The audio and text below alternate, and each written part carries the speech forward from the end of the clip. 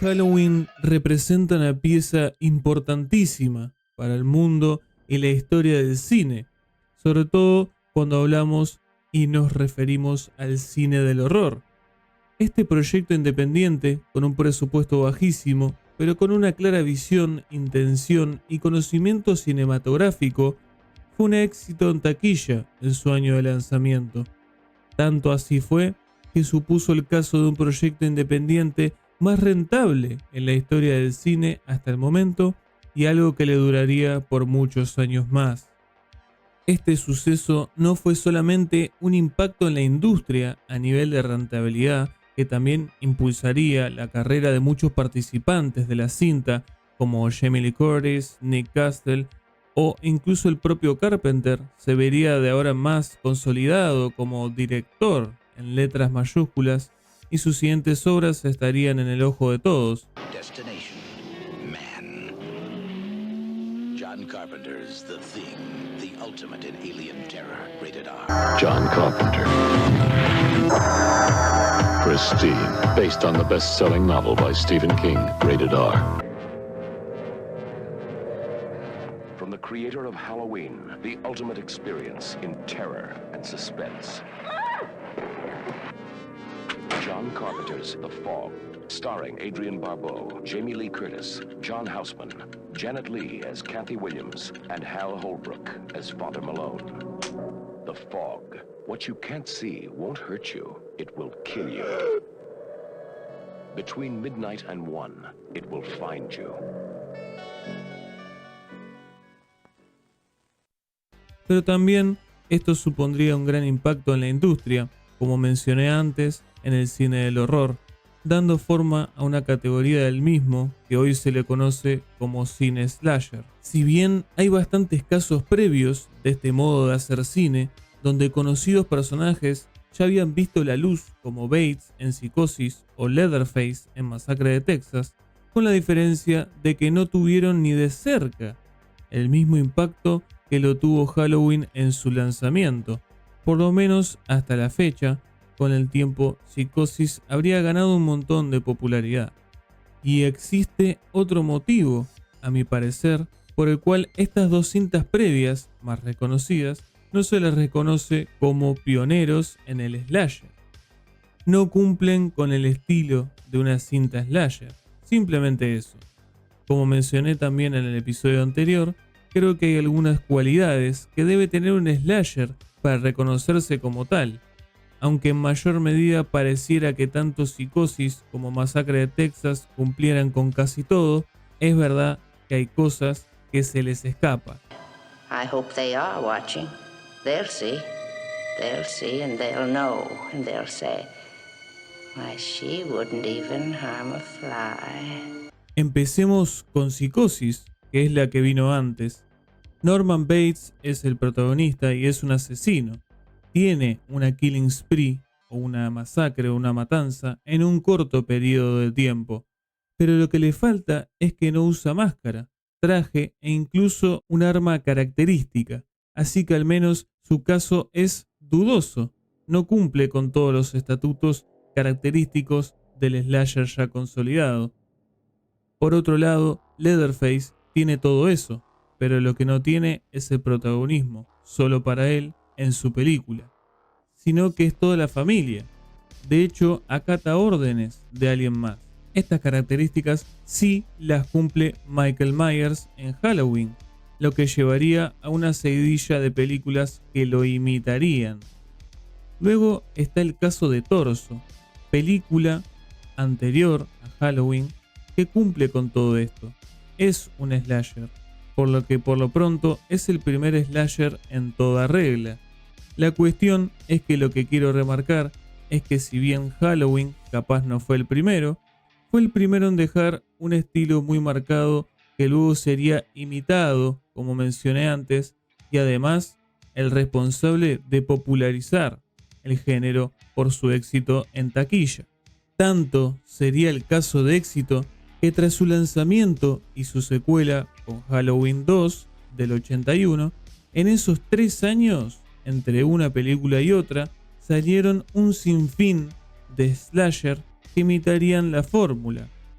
entre ellos títulos conocidos como Viernes 13, parte 1, 2 y 3, Silent Night, Deadly Night, Bloody Valentine o Sleepaway Camp, pero estos títulos quedan para otro momento. Retomando, ¿es solo lo que significa como producto esta película lo que la hace diferente al resto dentro de su propia saga? ¿Solo su posición de pionero del slasher logra magnificar esta pieza para siempre en la historia del terror? ¿O hay algo más?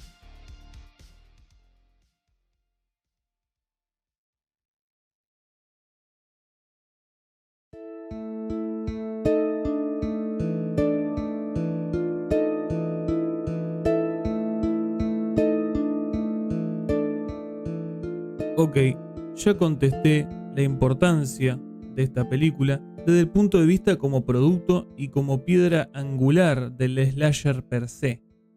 Pero respondiendo al título del video, ¿qué es lo que hace esta primera entrega diferente? Para empezar, el impacto de la novedad. Todos los clichés y cuestiones comunes del género se ven a flor de piel porque es que nacen acá, en esta entrega. El surgir mismo del género.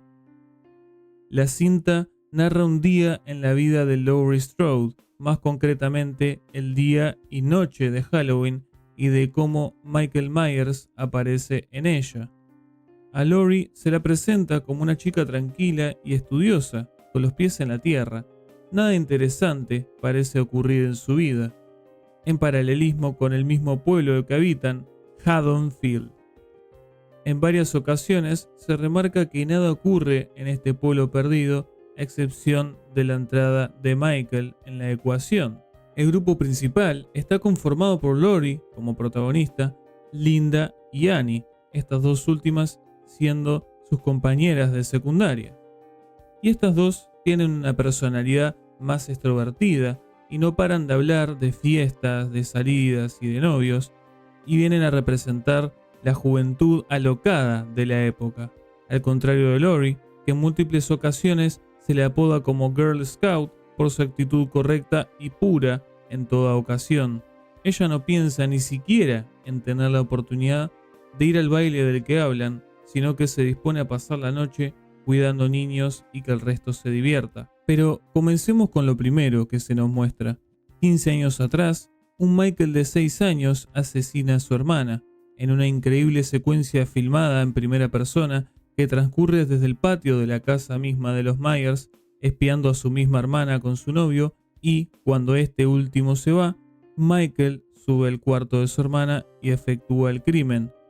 La escena se cierra con sus padres encontrándolo y Michael saliendo de ese trance que lo lleva a cometer tal atrocidad. 15 años después aparece el Dr. Loomis. Va de acompañante en un auto con una enfermera llamada Marion, en el que ambos están yendo al sanatorio donde se encuentra Michael. En este trayecto, tras un poco de charla, nos ponen en situación de que Loomis es el médico tratante de Michael durante estos 15 años, donde nos deja caer que dicho tratamiento no fue muy fructífero. En este tiempo, Michael no dijo ni una palabra y su comportamiento era más bien de algo más que un humano, sino más bien un ente, como se refiere el mismo Loomis. Lo trata de eso y no un él. Cuando llegan, se encuentran con que un gran número de pacientes estaban fuera del sanatorio, sueltos, sin escaparse, pero perdidos. Esto nunca se explica, pero parece ser obra de Michael, porque tras esta confusión se beneficia, le roba el auto a la enfermera y se escapa de allí. Tras robar el auto y escaparse del sanatorio, lo próximo que se sabe de él es que es en las afueras de Warren, lugar donde se encontraba recluido, asaltó a un mecánico en la carretera. Mediante la perspectiva de Loomis, vemos el resultado de lo acontecido y a la víctima muerta en un lado, desnudo, sin el mono de mecánico que luego adoptaría Michael. Lo siguiente que vemos es mediante Laurie y Nancy que conducían por el centro de Haddonfield. Se detienen fuera de una tienda porque ahí está el padre de Nancy, el sheriff Brackett. la tienda resuena con una alarma estridente, ya que acaba de ser robada, según este les informa. Comenta que lo robado fue una máscara, una cuerda y un par de cuchillos, a lo que él adjudica a una travesura de niños. En los diversos slasher se prioriza la matanza que va a producir el asesino en cuestión. Es algo que todos sabemos que va a pasar, es la gracia de la misma y es el clímax del morbo del espectador a la hora de verla. En el camino se pierde otras cosas, como por ejemplo este punto ya mencionado que sí se puede ver con Michael. Se sabe que Michael los va a matar uno a uno desde que comienza, pero no se presenta ante sus víctimas de forma abrupta, achurando, parándolas de pecho. Este observa, acecha, planifica, los encuentra de uno en uno, solos. Esto va de la mano con la intención que busca Carpenter como director, no mostrar exuberadamente al monstruo o The Shape, como se le menciona en el guión. La mayor parte del tiempo lo vemos desde su perspectiva, sin ver siquiera su forma al completo. Otras veces en un plano tercera persona, viendo únicamente su espalda y nuca. Y en las otras primeras veces que lo vemos, ya comenzada la matanza, que logramos ver por fin su cara, es muy vagamente en zonas de poca luz. Todas estas cosas agregan misterio al causante. Un aura de miedo lo rodea, ya que no podemos ver su forma, no podemos comprender lo que vemos al completo, y Carpenter juega con todos estos elementos, ya que de las cosas que más miedo le da al humano es lo desconocido, lo que no podemos entender. Algo que se pierde con el resto de cintas más gradualmente es que Michael pasa a ser un avatar de la hachura, parándose de manos a la mínima en combate abierto, yendo en contra de todo lo antes mencionado. Loomis es el personaje que sabe cosas. 15 years ago, I was told there was nothing left. No reason, no conscience, no understanding, and even the most rudimentary sense of life or death, of good or evil, right or wrong. I met this 6-year-old child with this blank, pale, emotionless face and the blackest eyes, the devil's eyes. I spent 8 years trying to reach him, and then another 7 trying to keep him locked up because I realized that what was living behind that boy's eyes was purely and simply evil. ¿Sabe algo más que el resto de personajes no? Pasó 15 años intentando sin éxito curar a Michael de su condición, por lo que se lo ve desesperanzado en este caso, y tras su escape encargándose Loomis mismo de darle casa, como cargándoselo de sí mismo la responsabilidad de darle un cierre al tratamiento, de terminar lo que antes no pudo, darle una cura a Michael. Y es que desde la primera escena que Loomis ya se le nota esta actitud. En la conversación en el auto con la enfermera, están yendo al sanatorio donde está instalado Michael. En esta conversación, te dan a entender que el propósito del viaje es trasladarlo para un posible juicio donde seguramente le ejecuten pena de muerte, ya que no hubo fruto de mejora alguna en los 15 años posteriores a cometer el crimen de su hermana. Esto no lo dicen, pero lo dan a entender. Marion, la enfermera, cuestiona el porqué de trasladarlo si en definitiva iban a... Y acá Loomis corta su línea con un porque así lo dicta la ley. Pero lo que seguramente continuara en el diálogo de Marion es que lo iban a matar de todas formas, ya sea en el sanatorio o tras el juicio. Marion también en esta conversación consulta a Loomis de cómo debería manejar a Michael en el estrado mientras estén en el juicio, ya que es un sujeto potencialmente peligroso, a lo que Loomis le recomienda Toracine, un medicamento muy fuerte que funciona como sedante con el que el usuario no puede ni mantenerse en pie. Con estos comentarios, Loomis deja más en claro que no tiene esperanza alguna en Michael, que se le debe tratar como algo y no alguien, y que su futuro no puede ser otro que el que no viva más. A lo largo de la cinta, el doctor se encarga de avisar a cualquier autoridad de lo acontecido, alertando del mal que se acaba de desatar en ese escape del sanatorio. I watched him for 15 years, sitting in a room, staring at a wall, not seeing the wall, looking past the wall, looking at this night, inhumanly patient, waiting for some secret, silent alarm to trigger him off. Death has come to your little town, Sheriff. You can either ignore it or you can help me to stop it. Se trata de un qué, no de quién. Una escena muy importante que se da al principio, en la perspectiva de Laurie, es en la que ella está en clase. Parece ser una clase de literatura, porque se oye la voz de la profesora hablando sobre unos autores de una obra. Esa obra en cuestión no se nos informa cuál es, pero sí que su autor es un tal Samuels, y que ese libro habla sobre el destino. En sus palabras, el destino se cobra varias vidas aquí. Y no importa qué curso de acción Collins tomara, su destino ya estaba comprometido el día en que deba ajustar cuentas consigo mismo. En la primera línea ocurre una especie de presagio que la misma Laurie va a presenciar en esta cinta. En la segunda, tanto Collins como Laurie, ambos protagonistas de las historias, sufrirán la misma relación con su destino. Sin importar el curso de acción, deberán afrontarlo. También va de la mano de que Samuels plantea que el destino es una batalla que cada uno debe librar, un final inevitable. Luego, la profesora procede a comparar la visión de Samuels con la de otro autor llamado Costain, ambos sobre la temática del destino. Mientras que Costain aplaca el tema del destino a algo meramente religioso, Samuels lo compone como un elemento más de la naturaleza, como los otros cuatro. Añade que es una fuerza inamovible, como una montaña, y se mantiene en pie mientras las vidas de los hombres trascienden con el tiempo. Samuel se encarga con esto de personificar la idea del destino. Y es lo mismo que hace Carpenter con Michael. La idea de The Shape es que no tuviese personalidad ni actitud, que no fuese un personaje en sí. Nick Castle, quien lo interpretaría, acude a Carpenter preguntando sobre cómo debería hacerlo, cuáles son sus motivaciones, con el fin de poder hacer un buen papel.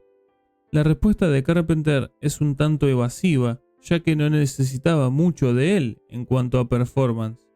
Uno de los indicativos fue solo camina.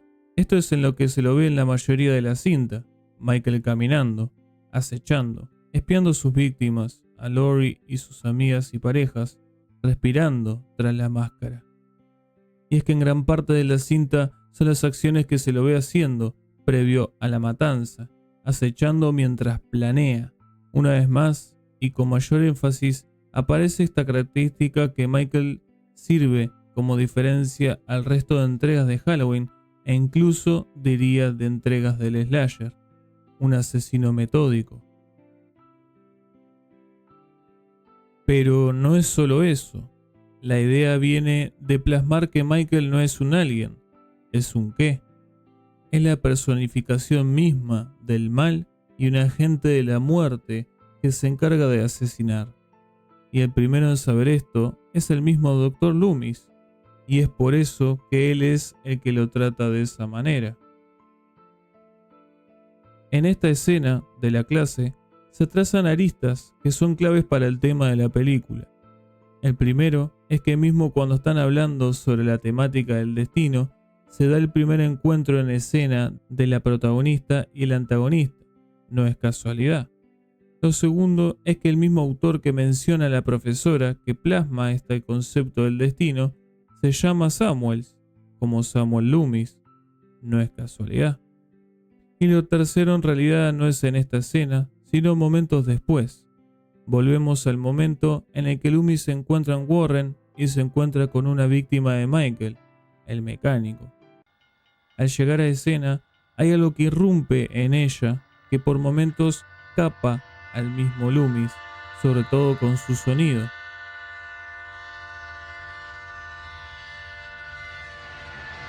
Un tren que justo pasa en ese momento y parece que en dirección a Haddonfield. Un tren, un objeto que una vez puesto en camino es muy difícil de detener. Se convierte en una fuerza inamovible. Viene a representar el mismo Michael y el destino que lleva al pacífico pueblo de Haddonfield, con el que va a hacer que Laurie se enfrente finalmente y sea un punto decisivo en su vida para siempre. Este recurso del tren se deja oír en un par de ocasiones más, como cuando Loomis y el sheriff entran en la residencia de los Myers. He could have seen it through this window. Standing on the lawn, he could have seen it. O Laurie cruza la casa de enfrente momentos previos a enfrentar a Michael. Se oyen campanas de que un tren está llegando.